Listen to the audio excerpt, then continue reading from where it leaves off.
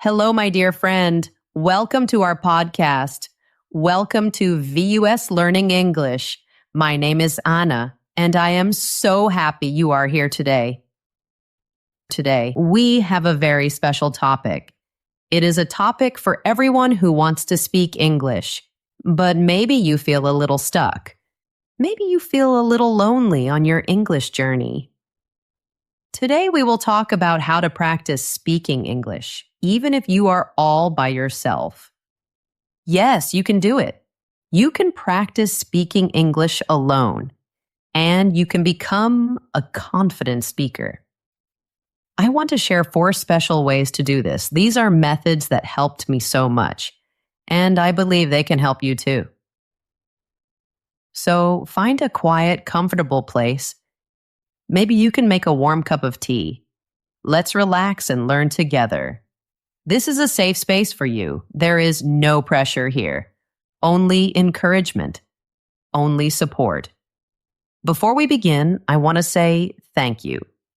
Thank you for choosing to be here. Thank you for giving your time to learn English. You are doing something amazing for yourself. If you enjoy our time together, please think about following our podcast. Or maybe you can give it a like. When you do this, it helps our podcast grow. It helps us reach more English learners around the world, more friends just like you.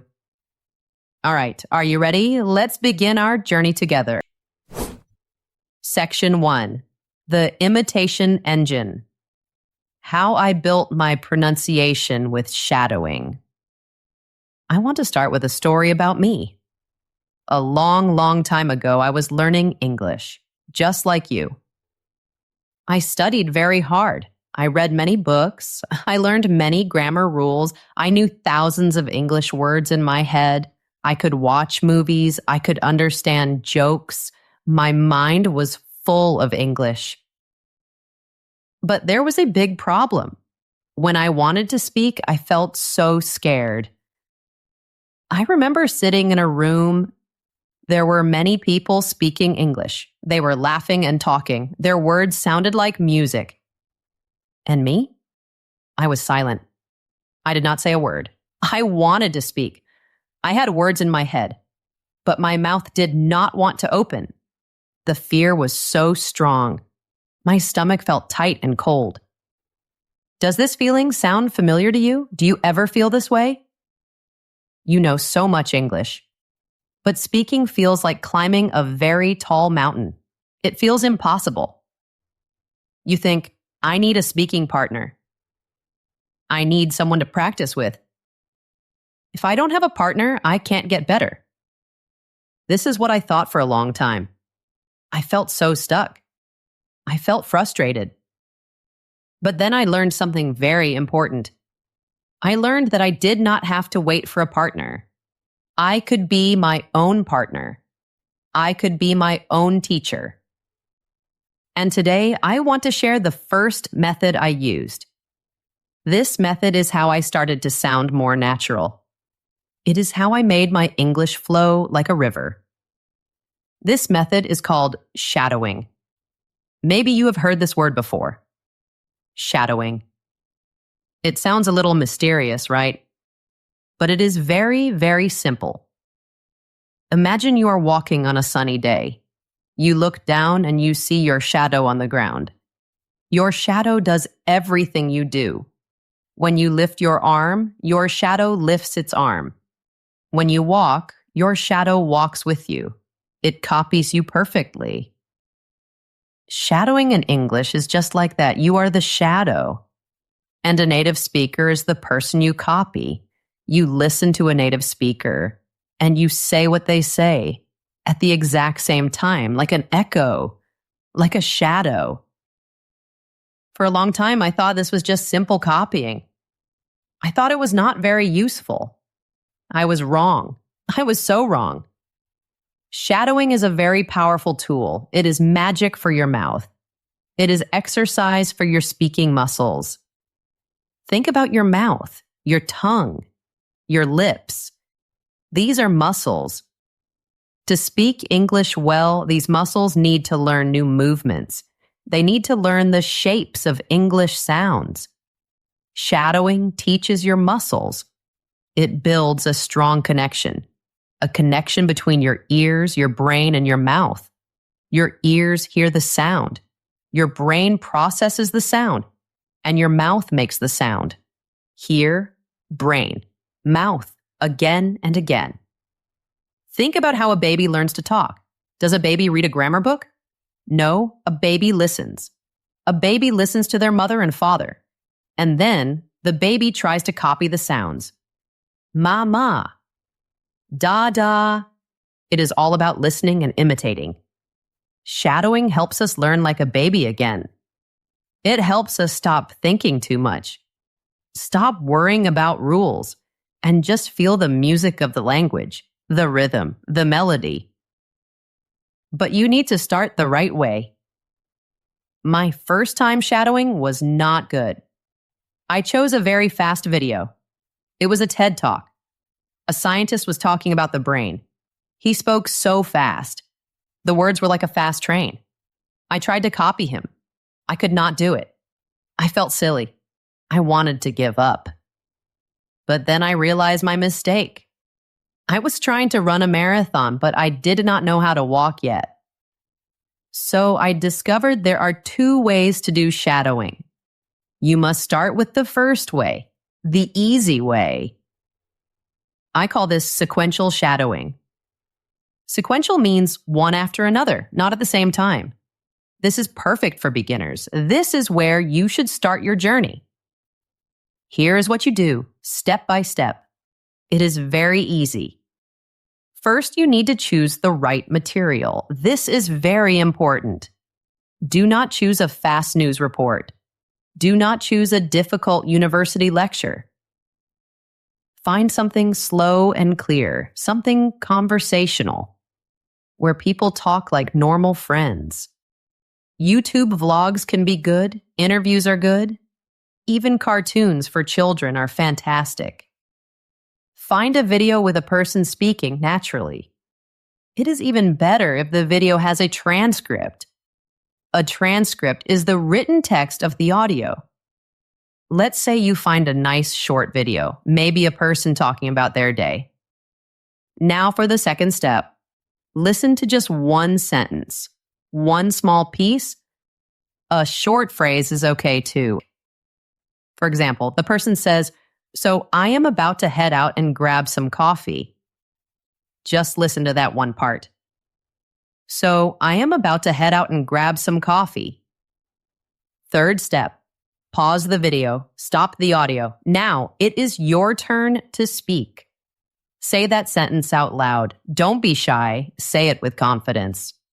So I am about to head out and grab some coffee. But wait, don't just say the words. Try to copy the feeling. Try to copy the music. Where did the voice go up? Where did it go down? Listen again. Head out. Grab some coffee. The voice goes up on out and coffee. Try to do that too. Fourth step, repeat it again and again and again. Do not say it just one time. Say the same sentence 3 times, or 4 times, or 5 times. Each time you repeat, you will notice something new. Maybe you notice how 2 words connect, like head out. The sounds link together. This repetition is building muscle memory. Your mouth is learning the shape of English. It is like learning to play the piano. You practice the same small part again and again until your fingers know what to do without thinking. I did this every day for 15 minutes. Just 15 minutes. I used the same short video clip for a few days. Over and over and over. At first it felt strange. It felt repetitive. But after 1 week, something amazing happened. I was listening to an English podcast. And for the first time, I could really hear the rhythm. I could feel the ups and downs. My brain was starting to understand the music of English. It was incredible. After a few weeks of sequential shadowing, I felt stronger. I felt more confident. I was ready for the next level. This next level is called simultaneous shadowing. Simultaneous means at the same time.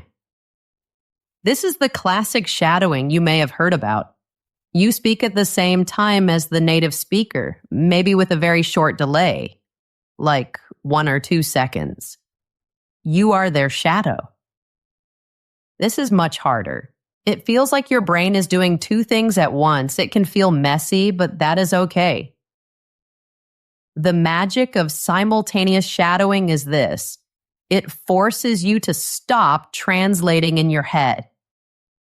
You do not have time to think in your native language. You do not have time to search for words. You only have time to listen and imitate. Your brain is in a state of hyper-focus, total concentration. My first time trying this was messy too. I missed many words. I mumbled a lot. But I learned to trust the process. The goal is not 100% accuracy. The goal is not to say every single word perfectly. No, the goal is to keep your mouth moving. The goal is to match the rhythm. The goal is to match the pitch. The goal is to match the melody. You can do this anywhere. I used to do it when I was washing the dishes. I put on my headphones, I played a podcast, and I just shadowed along. I was not thinking about the meaning of the words. I was only focused on the sound. This is how I truly fixed my pronunciation of difficult sounds. I was not reading rules in a book. I was physically practicing the sounds, hundreds and hundreds of times every single day. This one method, shadowing, was so powerful. It changed everything for me. My speaking was not stiff and robotic anymore. It started to become soft and natural, more like a song. Of course, I still had my accent. An accent is part of who you are. It is beautiful. But my accent was not a wall anymore. It was not a barrier to communication. For the first time, I felt like I was really speaking English. Not just saying English words, this method did more for me than years of normal study.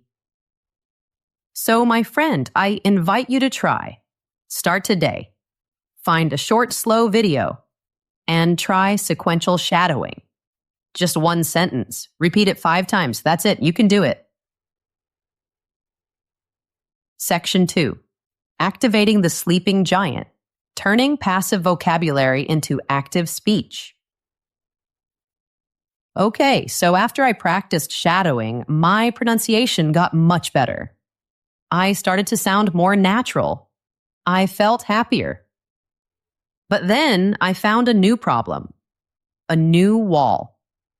I could make the sounds correctly, but I did not have the words. Or let me be more clear. I knew the words. The words were in my head. Somewhere. They were sleeping. Have you ever had this feeling? You are in a conversation. You want to say something. You know the perfect word. You can almost feel it on your tongue. It is right there. But you cannot say it. It just won't come out. This is a very common problem. It is called the passive vocabulary problem. Let me explain. We all have 2 kinds of vocabulary. One is passive vocabulary. The other is active vocabulary. Passive vocabulary is all the words you understand. When you read them, you know what they mean. When you hear them, you know what they mean. For most English learners, this vocabulary is very big. You have read so much, you have listened so much, your passive vocabulary is a huge sleeping giant. But then there is active vocabulary. These are the words you actually use. The words you can say in a conversation without thinking too hard. For many learners, the active vocabulary is very small. It is a tiny little part of the giant. I felt this so strongly. I kept using the same simple words. Good, bad, nice, happy, sad, again and again. It was like having a huge closet full of beautiful clothes. But every day I wore the same old t-shirt and jeans. I had all these wonderful words, but I never used them. I realized something very important. Learning new words is only half of the work. Just consuming information is not enough. You must also produce the language. You have to create with it. You have to make it your own. It's like learning to swim. You can watch hundreds of videos about swimming. You can read books about swimming. You can understand the physics of how to float. But will you know how to swim? No. To learn to swim, you must get in the water. You have to move your arms and legs. You have to feel the water. Speaking English is the same. You have to get in the water. You have to activate your vocabulary. You have to wake up that sleeping giant. So this is my second method. I call it systematic active production. That sounds a little complicated, but the idea is very simple. To be able to use a word, you have to force yourself to use it. You have to practice pulling it out of your brain. You have to move it from the understanding part to the speaking part. I created 3 simple habits to do this every day. 3 ways to wake up my sleeping vocabulary giant. The first practice is called narrating my day. This sounds a little bit strange at first, but it is so powerful. I made a simple rule for myself. When I am alone, I must talk to myself. Out loud, in English. I had to describe everything I was doing like I was the narrator of my own movie, the star of my own documentary. For example, in the morning, I would be in the kitchen. I would say out loud, "Okay, it is morning. I am a little hungry. I think I will make some breakfast. First, I'm opening the refrigerator. Let's see what is inside. I see some eggs. I will take 2 eggs. Now I'm closing the refrigerator. I need a pan. I am getting a pan from the cupboard. I'm putting the pan on the stove. Now I am turning on the stove." It felt so silly at first, talking to an empty room, but I quickly learned how useful this was. First, it showed me all the simple words I did not know, the words for everyday objects and actions. I remember one day I was making a toast. I wanted to put butter on my toast, and I realized I did not know the word for that action. What do you call it when you put butter on bread? I knew words like distribute or apply, but those are big formal words. I had to stop. I took my phone, I looked up the word, and I found it. Spread. Spread. S-P-R-E-A-D. Then I had to say it out loud. I am spreading the butter on my toast. I am spreading the butter. This simple daily practice helped me find hundreds of these small, important words. Words that you use every day, words that textbooks sometimes forget. The second thing I learned was that speaking became a habit, a physical habit.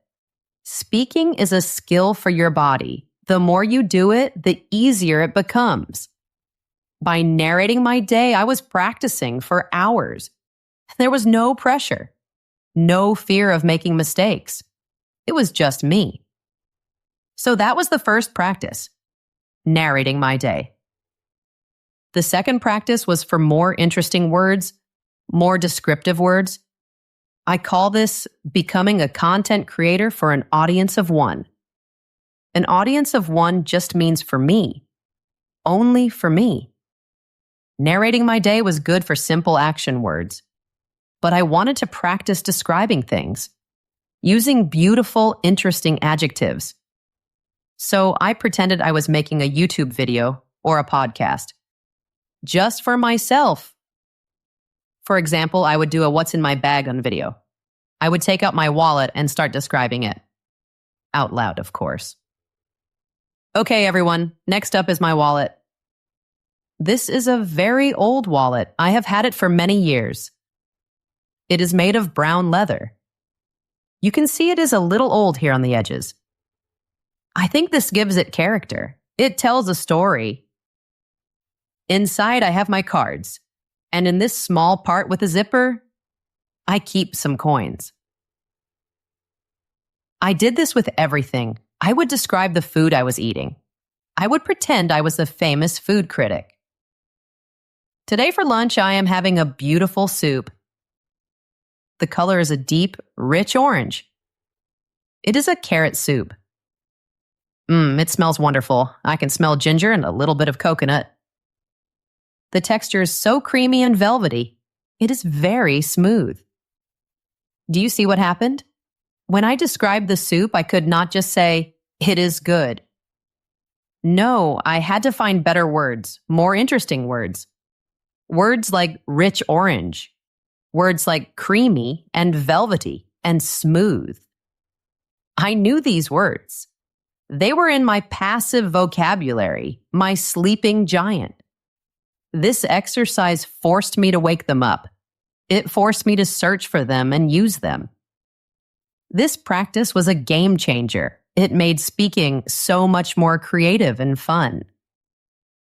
The third and final practice is the word rotation system.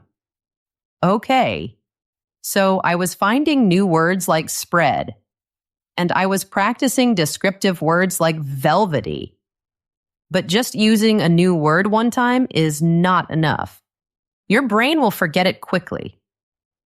You need to use it again and again, in different situations, in different sentences. So I created a system. Every day I chose 5 new words. These were words I learned from reading a book or watching a movie. Words I understood but never used. These 5 words were my target words for the day, my mission.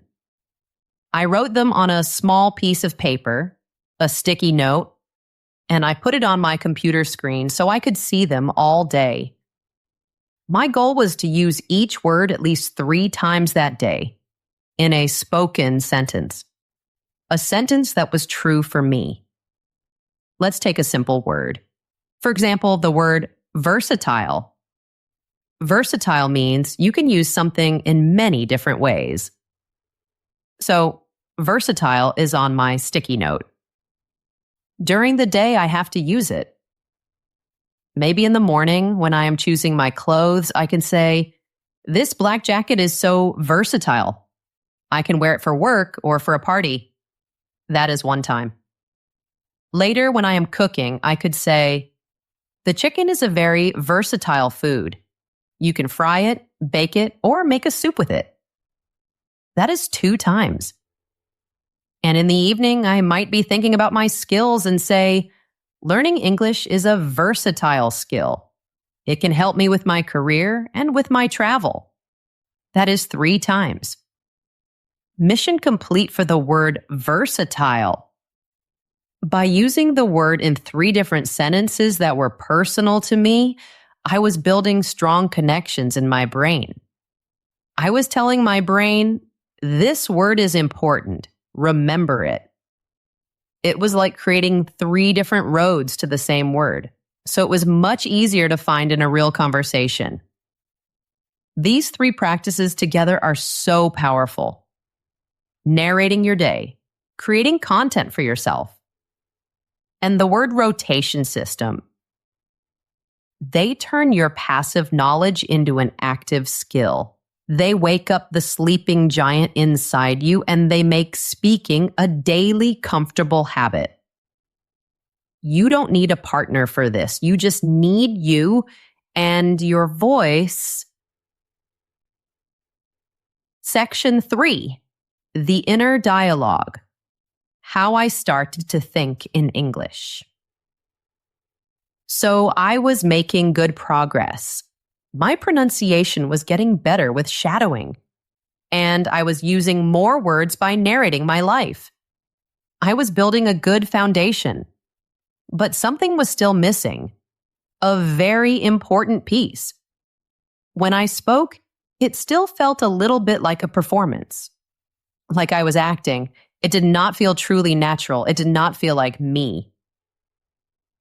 The problem was happening inside my head. I call it the translation lag. Lag is a word for a delay, a slowness. What was happening was this.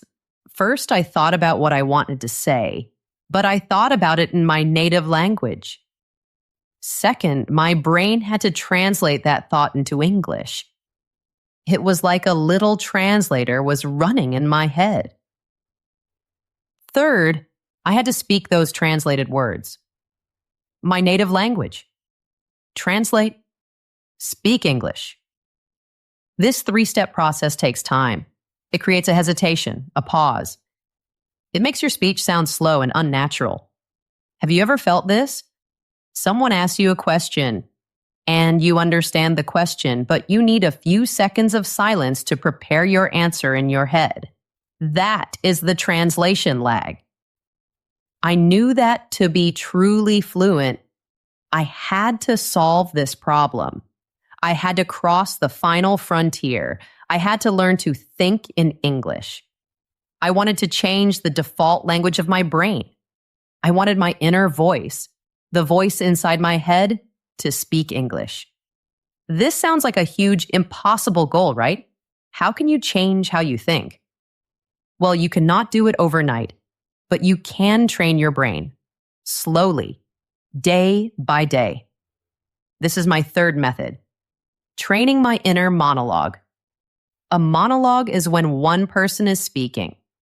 Your inner monologue is the conversation you have with yourself, in your head. I broke this big goal down into small, easy exercises. Tiny steps for my brain.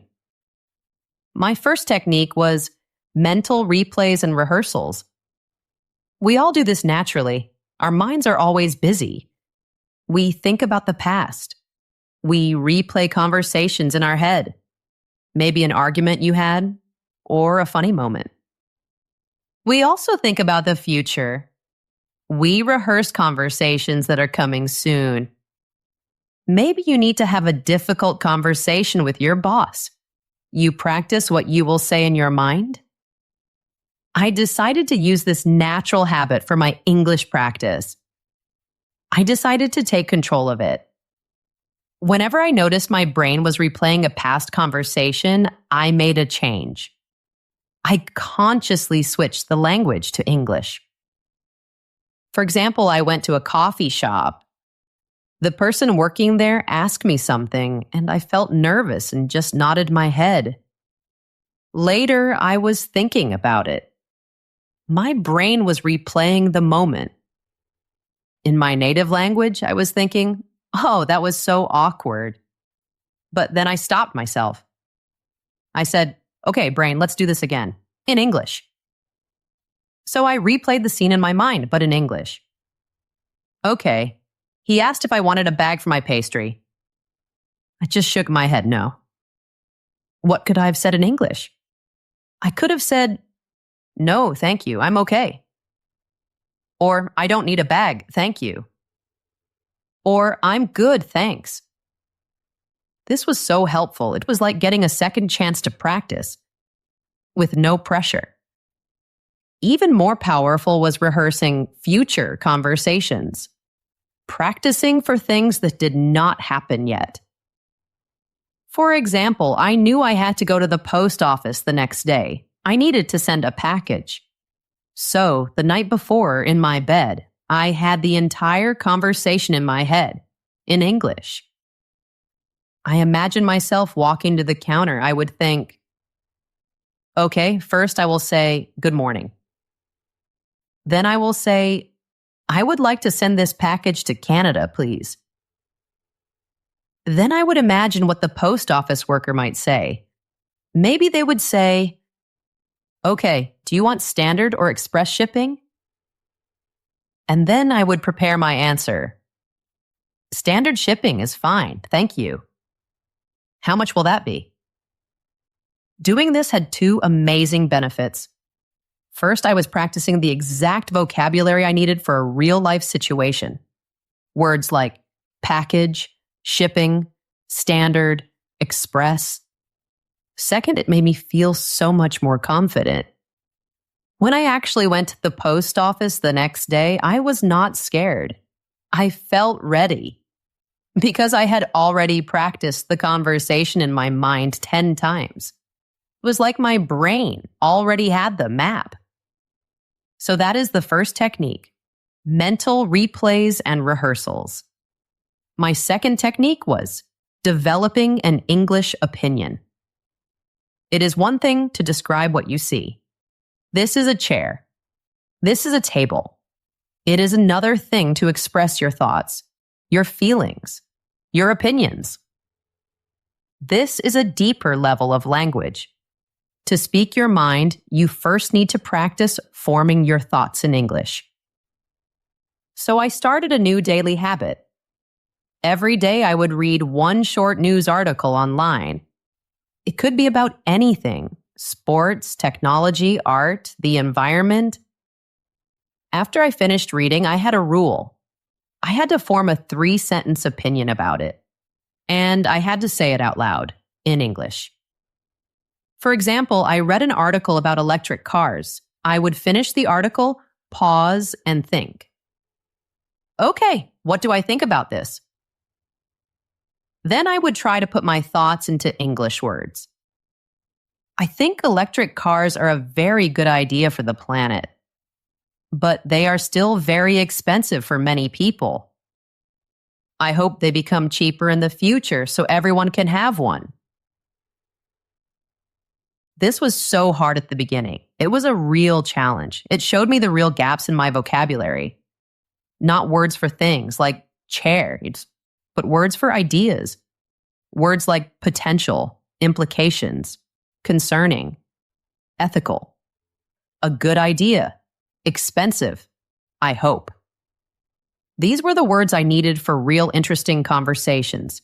This practice helped me find my own voice in English. I was not just copying other people's words from shadowing. I was learning to express my own unique ideas. My third and final technique for thinking in English is the easiest one. And you can start right now. I call it the single word switch. The idea of thinking only in English all day is too much. It's too big of a step. So I started very, very small. I started by just naming the things I saw in my head, quietly. I would be walking down the street, and my inner voice would just say the English words for things I saw. Car, tree, building, dog, bus stop. That's it, just one word. It was a tiny change, but it was the beginning. My brain was learning to connect the object directly to the English word. No translation needed. After a week of doing this, it started to feel easy, so I moved to the next level. Simple sentences. Instead of just thinking tree, I would think, that is a big tree. The leaves are green. Instead of just thinking dog, I would think, that dog is so cute. It is running very fast. This also became a habit. It became automatic. From there, I moved to narrating my own actions. Internally, inside my head. It was like the narrating my day practice from the last section. But now, it was silent. It was my inner voice. Okay, I am walking to the kitchen. I'm going to make some coffee. I need to get a cup. I hope I have some milk. This gradual process was the key. I started with one word, then a simple sentence, then narrating my actions. Slowly, the translation lag started to disappear. That delay got shorter and shorter. Conversations started to feel more natural, less like a math problem, and more like a dance. When someone asked me a question, my brain didn't have to go on a long journey. It didn't have to translate from English to my language and back again. The answer was already there, waiting, formulated in English, ready to be spoken. Thinking in English is freedom. It is the key to spontaneous, confident speech. And you can start training your brain today. Start small. Start with a single word. Section 4, becoming your own teacher. The feedback loop method. Okay, my friend, we are at the final method, the fourth and final step in my journey. At this point, I had come a long way. My pronunciation was more natural because of shadowing. I was using more and more vocabulary by narrating my life. And I was starting to think in English. I was speaking more than ever before. I was talking to myself all the time. But a new fear started to grow in my mind. A little voice of doubt. The voice said, "You are practicing a lot, that is good. But what if you are practicing your mistakes? What if you are just getting better at speaking English incorrectly?" This was a very scary thought. If you practice the wrong thing again and again, it becomes a strong habit, a bad habit. I did not have a teacher to listen to me. I did not have a native speaking friend to correct me. It was just me. So who was going to tell me when I made a mistake? Who was going to give me feedback? I realized I had to do it myself. I had to be both the student and the teacher. I had to create my own feedback system, a loop. Practice, get feedback. Correct, practice again. This is my fourth and final method, becoming your own objective critic. Objective means looking at something based on facts, not feelings. Critic is someone who judges the quality of something, so I had to become my own fair judge. This method is all about listening to yourself, analyzing your own speech, finding your own weaknesses, and tracking your own progress. It requires you to be very honest with yourself, and it requires you to be brave, because listening to your own voice can be uncomfortable, but it is one of the most powerful things you can do. I use two main tools for this. Tool number 1, my phone, specifically the voice recorder app. Tool number 2, comparing myself to a native speaker. The first and most important practice was the daily audio journal. Every single day for 5 minutes, I recorded myself speaking English. Just 5 minutes. I will be honest with you. The first time I did this, it was terrifying. I hated listening to my own voice. I thought I sounded strange. My mistakes sounded so loud and clear. It can be a cringeworthy experience. Cringeworthy means something that makes you feel embarrassed and awkward. But I knew that this discomfort was the price of getting better. I had to push through it. I gave myself a specific topic or question each day. This helped me stay focused. I did not want to just ramble. Some days the prompt was simple. How was your day today? What did you do this weekend? What are your plans for tomorrow? Other days I would choose a more complex topic. Maybe I would summarize the news article I read for my developing an opinion practice. I would press the red record button, and I would talk for 5 minutes without stopping. Then came the hard part, the most important part, listening back to the recording. But I did not just listen passively. I listened with a mission. I had a pen and a piece of paper, and I had a checklist. I was hunting for mistakes.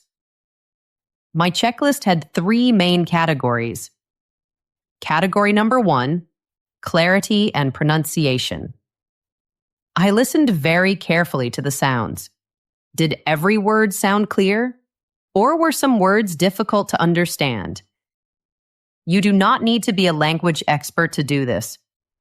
You are just listening for the obvious things. the words that sound a little blurry or strange. I listened for my own personal problem sounds. When I heard a mistake, I would press pause.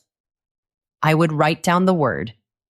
Then I would go to an online dictionary like Cambridge or Oxford. I would type in the word.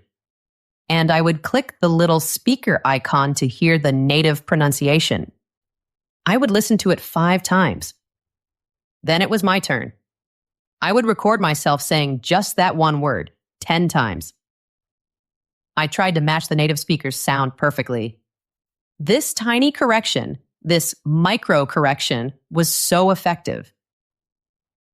Category number 2 on my checklist: fluency and flow.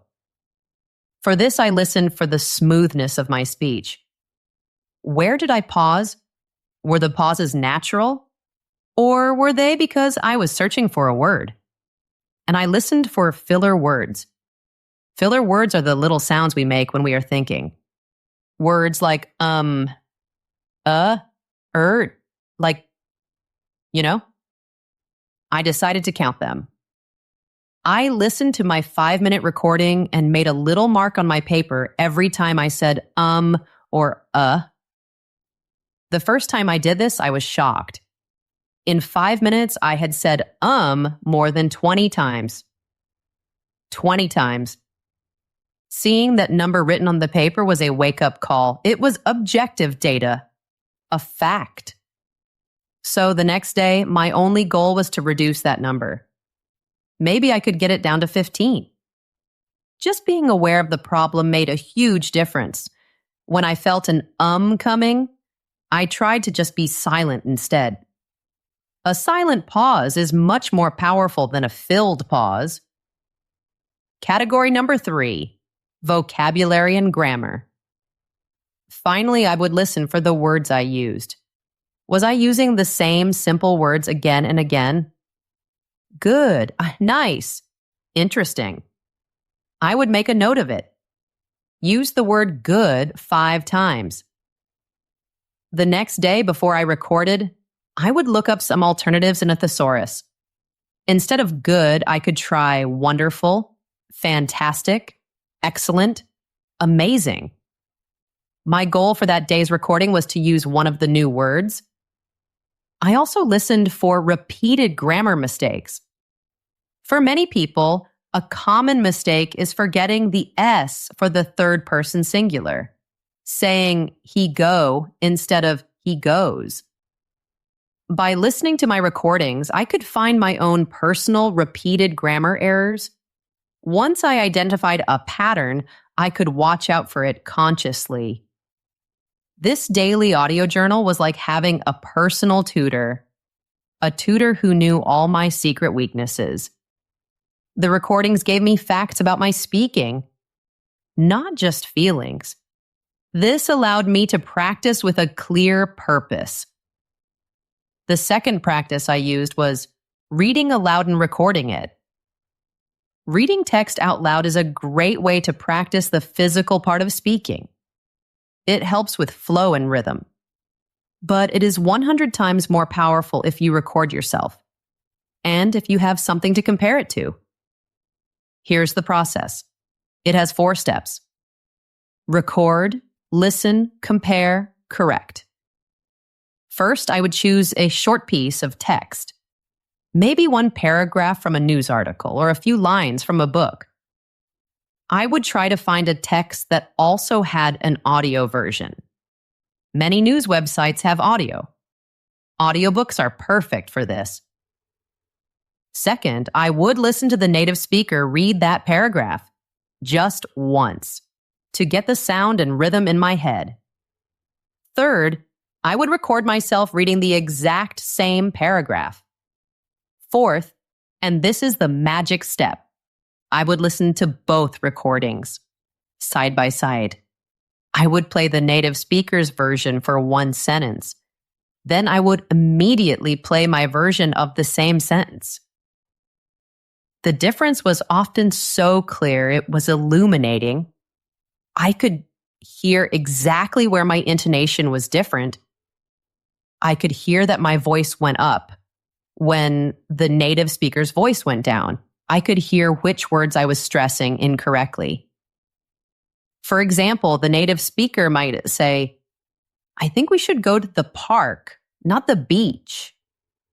Stressing park and beach.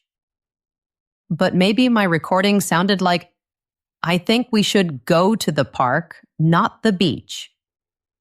The stress was on the wrong words. Hearing this clear difference was the best feedback I could get.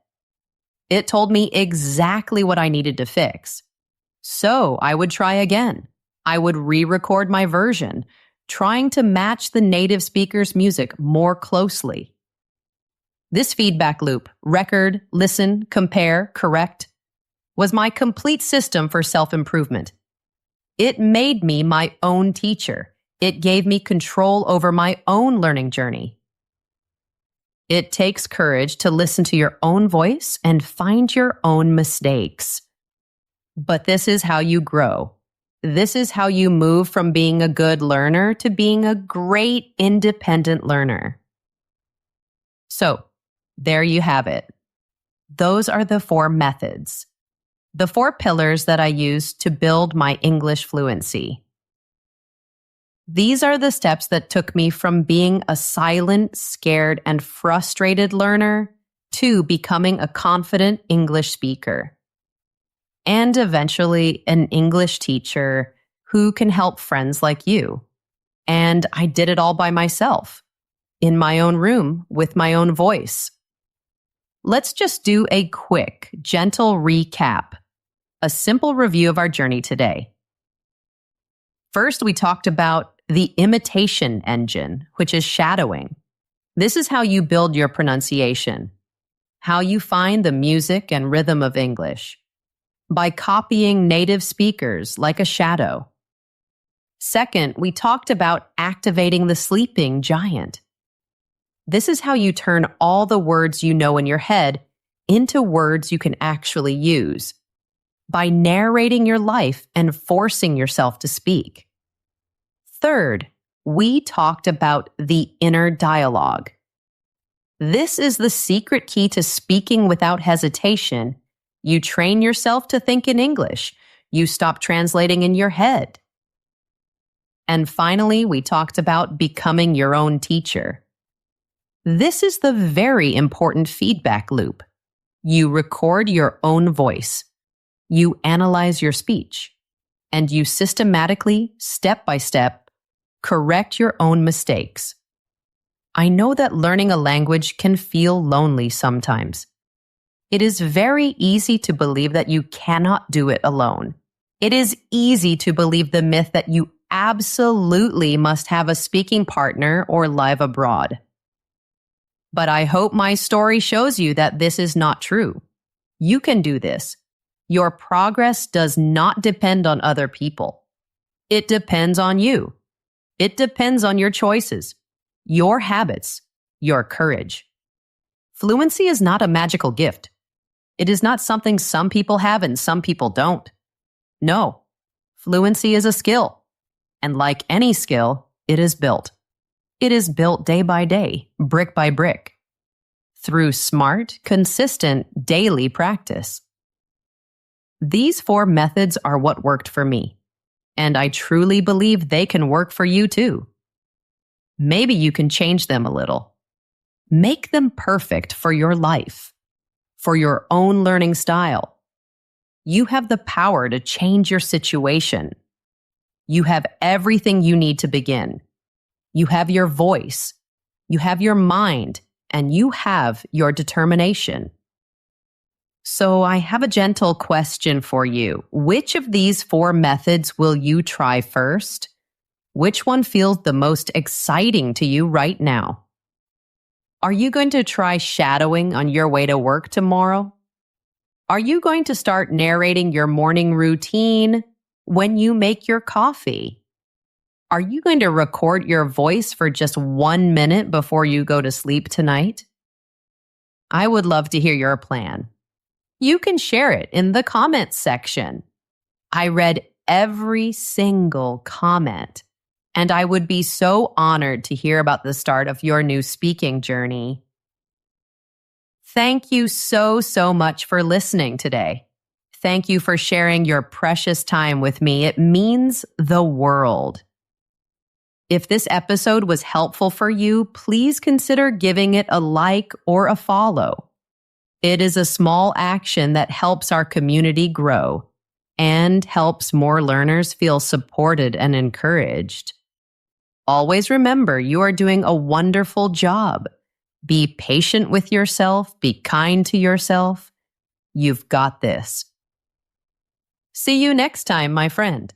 Goodbye for now.